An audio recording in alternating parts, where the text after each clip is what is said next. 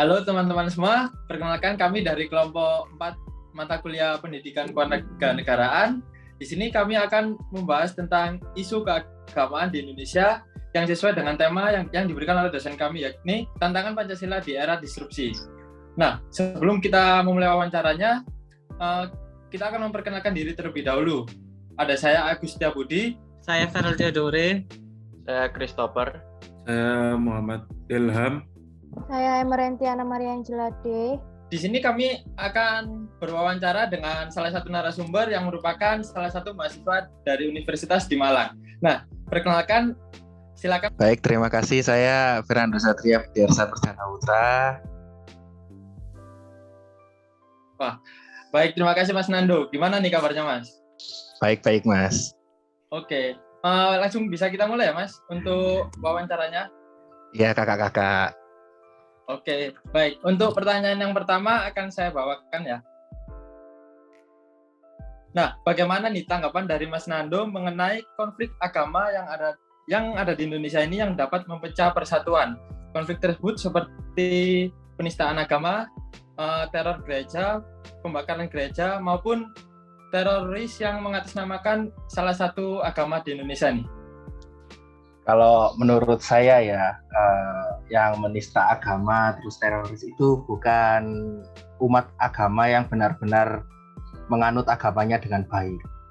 Karena agama manapun dan agama apapun itu nggak pernah mengajarkan kamu harus ngebom gereja, kamu harus melarang orang beribadah di tempatnya, kan nggak ada kan ya ajaran seperti itu ya. Mungkin dari teman-teman dari Ubaya ini kan pasti agamanya beda-beda juga kan. Masa ada orang mau Jumatan yang Nasrani bilang, Jumatan di masjid lo gak ada AC, kan gak mungkin juga tuh.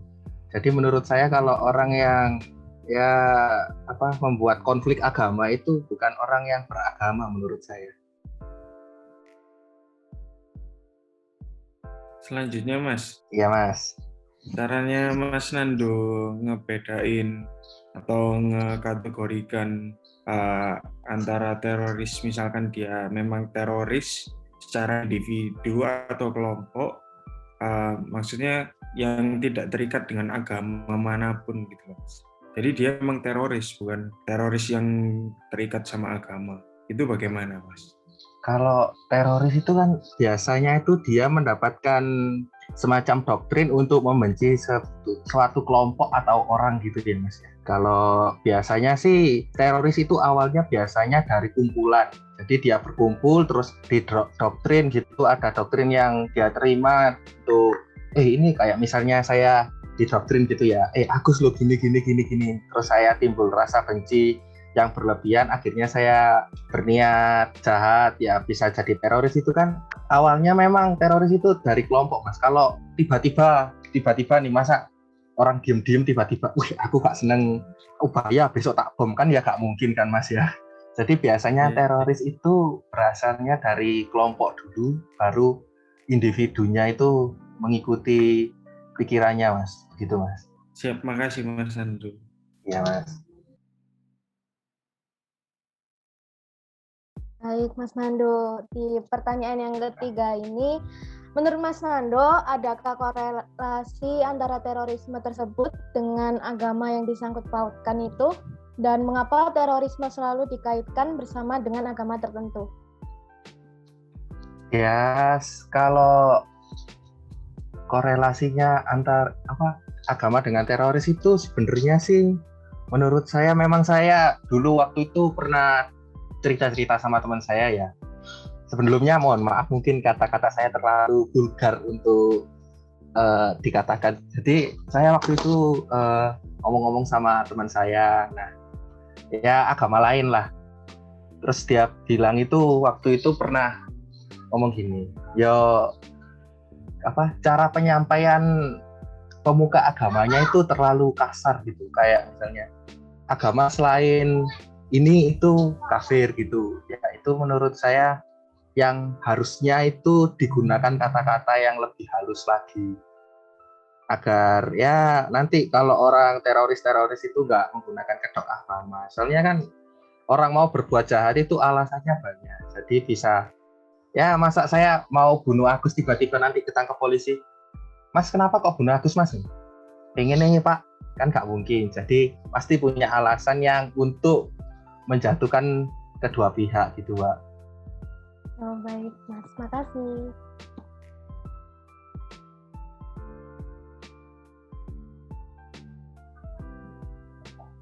Ya Mas Nando, saya mau menanyakan pertanyaan yang keempat.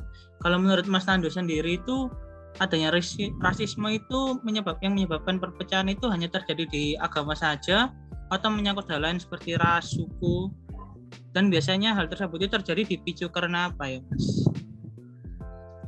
Biasanya sih banyak ya, soalnya kan ya orang Indonesia kan gitu memang ya. Mungkin dari kurangnya rasa respect gitu kalau orang Indonesia itu mungkin, Mas. Jadi ya gitulah, kalau ya di kampus saya juga sendiri kadang kalau orang yang dari luar Jawa gitu kayak didiskriminasi gitu, Mas. Jadi jarang diajak ngomong, terus kadang juga jadi bahan bulian kan. Ya emang orang Indonesianya sendiri yang kurang respect sama itu, Mas. Jadi mungkin orang-orang Indonesia ini lama kelamaan rusaknya itu karena kurang respectnya itu antar suku-suku juga kan. Kadang kalau ya mungkin di Ubaya kan juga ada, walaupun nggak banyak mungkin ada juga gitu kan. Jadi ya ras, agama, nggak cuma agama aja, ras itu juga kadang perbedaan rambut aja nih, Mas, bisa jadi bully-bulian kan, kulit juga gitu. Oke, makasih Mas Nando. Ya.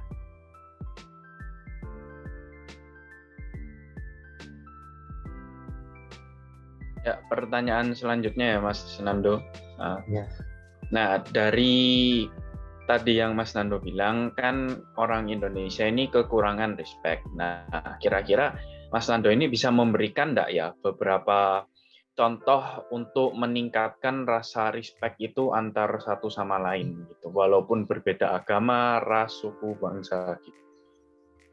Ya, penanaman dari sekolah-sekolah, dari SD, SMP, SMA-nya itu harus ditanamkan dengan benar-benar. Soalnya kan juga kadang ya ada ya beberapa sekolah waktu dulu saya SMP ya juga bilang kalau sekolah yang kebanyakan orang timur itu biasanya sekolahnya berandal-berandal gitu.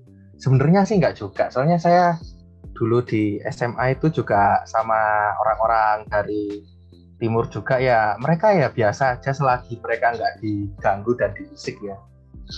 Dalam artian mereka diolok-olok itu mereka baru marah lah. Ya siapa yang nggak marah kalau diolok-olok? Ya jalan keluarnya yaitu penanaman sejak SD, SMP itu. Bahkan kalau bisa sampai kuliah gini tetap ditanamkan, Mas, rasa-rasa menghargai orang, cara-caranya itu. Seperti di pelajaran bahasa Indonesia kan pemilihan kata gitu, Mas. Jadi kalau ngomong juga kan biasanya orang-orang Jawa ini mulutnya agak adatnya kurang, Mas. Jadi mungkin ya ditanamkan dari sejak SD itu. SD, SMP lah, penanaman rasa-rasa untuk menghargai dari perbedaan-perbedaan itu, Mas. Oke, terima kasih Mas Nando. Ya. Ya, oke. Mungkin dari teman-teman yang lain, apakah ada tambahan pertanyaan lagi? Nggak ada. Ya. Mungkin tidak ada ya. Oh ya, baik. Mungkin sampai di sini Mas Nando untuk sesi wawancara kita kali ini. Nah, terima kasih Mas Nando sudah menyempatkan waktunya untuk bisa join dan menjadi narasumber pada kelompok kami. Sekian dari kelompok kami, terima kasih. Ya.